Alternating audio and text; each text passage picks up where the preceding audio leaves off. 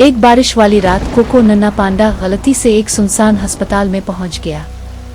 वो रास्ता भूल चुका था और निकलने की कोशिश कर रहा था।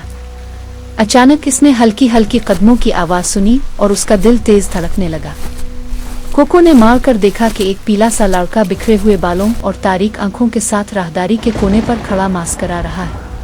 वो हल्की मुस्कुराहट के साथ गायब हो गया। कोको ने हैरानी से अपनी आंखें मेले। कोको आहिस्ता आहिस्ता अस्पताल में आगे बढ़ रहा था कि अचानक इसके कानों में सरगोशी गूंजी, मेरी मदद करो। कोको ने खौफ से अपनी टॉर्च तकरीबन गिरा दी। हिम्मत जमा करते हुए कोको ने आवाज दी, कौन है? अचानक भूत लड़का दोबारा जाहिर हुआ और एक पुराना खिलौना रीछ पकड़ा हुआ था। क्या तुम इसका ख्याल रखोगे? लड़के ने पुरस्कार अंदाज में कहा। कोको ने कपकपाते हाथों से रीछ ले लिया। जैसे ही कोको ने खिलौना लिया, लड़का गायब हो गया।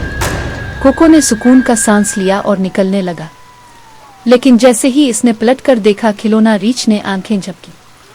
कोको ने खौफ से इसे छोड़ दिया और अस्पताल से भाग निकला। इसके पीछे कह-कहे की आवाजें गूंज रही थीं।